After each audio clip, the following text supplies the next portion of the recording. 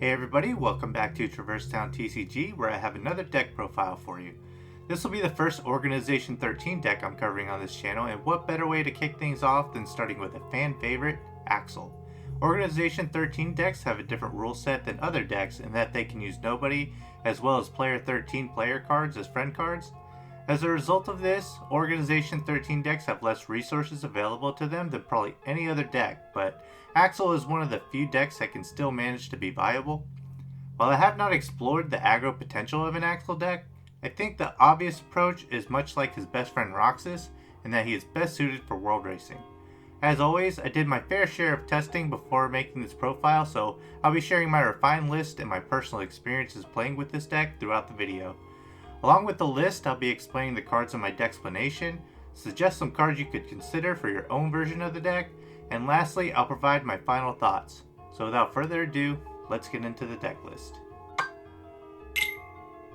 We start out with the Axel player card from Break of Dawn, 5 Dusk, 3 Dancer, 3 Assassin, 1 Mushu level 3 from Rejoin, 5 Rings, 1 Kira, 1 Fire from Break of Dawn, 3 Fyra from Break of Dawn, 3 Vairaga from Break of Dawn, 3 Bouncy Wild, 1 Cave of Wonders Guardian, 3 Agrabah level 3, 2 Deep Jungle level 3, 2 Wonderland level 2, 3 Disney Castle, and 1 Endless Darkness event promo. It's always beneficial for a deck lacking search and draw cards to keep the count as low as possible, so I have the minimum required 40 cards in the deck. Axel is a decent level 2 player card with 7 heart points, 7 attack value, and 2 magic value. It's never ideal to be going second as a world racer, so being a level 2 is often a disadvantage, but one of the biggest advantages he does have is the ability to play fire effect magic cards regardless of magic value. Axel also has a minor drawback in that he loses 5 attack if he is challenging a Roxas deck. These two player card abilities make the deck unique, and I love how they follow the Kingdom Hearts lore since Axel is associated with fire, and Roxas is his best friend, so it makes sense that he would hold back while challenging him. I already discussed that player 13 cards can play nobodies, so the mechanic in doing so is that nobody card support value is half of their POW rounded down in the friend area, which is exactly how it works for player dark cards who play Dark Heartless and Dark Villains into their friend area. The last thing I'll point out about Axel is that his 2 magic value allows me to cast my Kira by himself, so that is another thing that's worthy of note. Dusk states that you may have more than 3 copies of this card in a deck, so I play 5 of them to increase the probability of drawing into them and being able to play my level 2 nobody cards. Dusk also provides +1 POW to all nobody cards in play. This is pretty good since I play a lot of nobody cards and the effects stack. Dancer is one of the better nobody cards and is essential for an Axel deck because you can discard him from the friend area in order to place a card from your opponent's friend area back into their hand. This is the deck's most reliable way to remove Fill or any other card that prevents the use of magic from play. Assassin is Axel's main nobody, and if Axel is a player card, this card gains +5 POW. In the friend area, that makes the base support of this card a 9, which is pretty good, but I find it more useful as a card to play onto opponent's worlds since his POW is not rounded down. A level 2 dark card with 14 POW is good value, and it can also be boosted further depending on the amount of Dusk you have in play. Mushu level 3 can be discarded from hand to blank text a dark card on your world. Again, I have to mention that Mushu being allowed in a player 13 deck is completely dependent on how you play or who you play with. Since the majority of people I play with allow him, I think he's too good not to be played in any world racer. When you use his effect, you are able to blank text Dark Heartless, Nobody, and Dark Villain cards since Dark in the Kingdom Hearts TCG is an umbrella term that includes all 3. Rings or Chakrams are amazing equipment cards that can only be played by Axel, and he is able to equip 2 of them at a time. This card also allows more than 3 copies in the deck, so I chose to play 5 to increase the odds of drawing into them. Along with the 3 attack gained per ring equipped, you also gain +4 damage for any fire magic card that you play. This card amplifies Axel's damage output tremendously since he is an automatic 13 while he has 2 equipped, and the potential damage for fire magic cards can reach absurd number totals. On top of all that, you have the option to discard a ring from play in order to deal 3 damage to a target dark card in play. This is useful for getting rid of a card like Stealth Sneak or any other dark card who may have an effect that prevents certain damage from being dealt. Axel would not be a very playable deck without these rings in my opinion. A single copy of Cure to heal back 2 heart points can come in handy, and like I mentioned earlier, Axel can cast this with his base magic value. Cure may not always seem like the strongest card, but I like having some option to heal, and with Dancers being able to get rid of some magic blockers, Cure makes the most sense here. After all I've mentioned up to this point, it's pretty obvious why I play a high count of fire effect magic cards. These cards are Axel's main source of damage output, and because he can play fire effect magic cards of any level, I max out both Fyra and Firaga. Even a single copy of Fire can produce a high damage output, so maxing that out is an option as well, but I think 7 fire effect magic cards is a good sweet spot for the deck, and any more would probably be overkill. Fire level 2 is a straightforward 4 damage to any target dark card in play, and Firaga level 4 is a straightforward 7 damage. Fire level 3 is a bit more interesting in that it deals 4 base damage to any dark card, an additional +1 for each fire effect magic card in the discard. In this particular list, Fyra can deal up to 10 damage before any other additions or multipliers. I also want to note that magic cards as a main source of damage has an advantage against cards like Cave of Wonders Guardian since you can deal the damage outside of battle. I'll explain this dark card and why this is important shortly.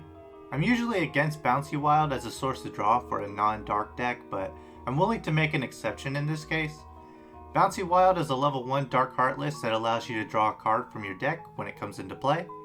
I don't like to rely on my opponent to play a world card just so I can play a card, but it's a level 1, so even against aggro decks, this should be a playable card in most cases. I also don't mind this card because even with its inclusion, the deck is down to 40 cards, so I can always just discard it if it's no use to me and feel okay about it. Cave of Wonders Guardian is one of my favorite dark cards because he is one of the best at stalling a turn if your opponent doesn't have an answer to it. When battling this card, all damage is assigned to him, and I've put it this way before, but it doesn't matter if it's the required 17 or 100 damage, all of it goes to him. I mentioned just a moment ago that magic cards are one way for Axel to get around a dark card like this since the magic damage can be dealt outside of battle. Cave of Wonders fits in nicely into this deck because I have several dark cards that I can play onto my opponent's worlds in order to get the best use out of him. Agrabah level 3 is the ideal world card for an Axel deck because it doubles the damage of all magic cards. If I am battling a dark card on this world and I use just one Firaga with 2 rings equipped, I'm dealing a massive 30 damage with just a single card. Deep Jungle level 3 is a nice world card for Axel that was suggested by one of my playtesting partners. It has a dark limit of 3 and the text reads that the support value of all friend and magic friends is reduced to 0 while on this world. You may be thinking that this is a drawback when battling dark cards because even though Axel doesn't play magic friends, he does play cards that are considered friends. Well, while it is important to take this slight drawback into consideration, this world card has a very useful role in the deck to help me potentially stall turns. Because challenges by your opponent take place on your world card, Axel is more likely to win a challenge over opponents because he is less reliant on cards in the friend area than most decks. Axel's main source of damage is fire effect magic, so he can get by without the use of his friends in battle, and if I need to stall a few turns, Deep Jungle level 3 can help me do so by giving me a chance to fight back during a challenge. I never considered this deck myself, but it makes sense in this deck, so thanks Leo for this suggestion. Wonderland level 2 is similar to Agrabah level 3 in this deck, only it doubles fire effect damage instead of all damaging magic cards. Disney Castle level 1 allows me to draw a card, and dark cards cannot be played onto it. Disney Castle is always nice for the extra draw in a deck that doesn't draw as often, and it buys me an extra turn of setup without having to worry about clearing dark cards. The Endless Darkness event promo is a card that I'm throwing into every deck that does not have a reliable source of draw. I get to look at the top 3 cards in my deck, choose one card and put the other 2 back on top in any order. It's just a really consistent card that lets me dig a little bit in case there is a card type that I really need. Now that I've explained the cards in the deck and how they work, let's talk about other cards that you can consider if you were to build this deck on your own. Naminé is the last card to get cut from this deck, and I really like the disruption she provides against decks that have Sora as their player card. She can only be played by player 13 cards, and when she is in the friend area, decks using a Sora player card must discard a random card from their hand after their draw phase. In testing, this card can be pretty brutal for Sora decks, but I feel like she gets better use in an aggro player 13 deck. Still, the disruption can absolutely help out a world racer like Axel, so it is a strong card to consider. Dragoon once again makes the list of cards to consider. In this case, I felt as though Dragoon is unnecessary because this deck focuses more on magic cards. I've also mentioned before that I'm not a fan of cards that rely on opponents playing world cards to use, but nevertheless, this is a card that can be useful to search for dancers, so it makes sense since it is a search card for several cards Axel is able to play. Trickmaster would be a fun inclusion because his ability Fire Juggler states that you may put any number of fire magic cards from your hand onto this card during your action phase. This does not count as a play, and this card gets X POW, where X is the sum of all damage amounts of magic stored on this card. This is a really neat card, and I would include it for fun, but there are just really easy ways to deal with Dark Heartless, and you run the risk of losing all of your magic. Another dark card that I would consider for this deck is Pain from Break of Dawn. He's a level 3 with 11 POW, and he has a come into play effect. Choose one Olympus Coliseum friend card in play, other than Hercules, and discard it. This is another creative way to get rid of Phil, and it's really not a bad option for this deck. Level 2 magic cards are an option for Axel, and Gravity in particular is a strong inclusion in my opinion. I mentioned before that Axel is less reliant on the friend area, so Gravity can be a strong form of disruption for this deck.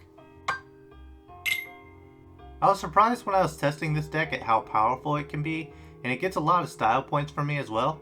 It's an Organization 13 deck for starters, and the synergy between Axel's effects, his rings, and the world cards gave me a fresh new style of play that I think was missing from some of the other decks I've played with. I've always wanted to build this deck from the start, but the lack of resources for player 13 cards was a major concern for me. Axel is one player 13 card that bypassed my concerns, as I was able to figure out the best way to approach deck building through playtesting. Once I realized that he does so much damage with very little resources, I figured I could just increase my chances of drawing into world cards by simply putting more of them into the deck than I normally would with other decks. Axel's win condition is pretty straightforward. Play worlds and deal big damage, so playing 10 world cards out of the 40 cards in the deck makes a lot of sense. Finding the cards to build this deck wasn't the easiest for me, but if you can manage to track them down, this is another enjoyable deck that I would recommend. It's a good blend of casual and competitive, and it has a very original concept to mix things up. That does it for this deck profile. I hope you guys enjoyed the video, and I'll catch you on the next one.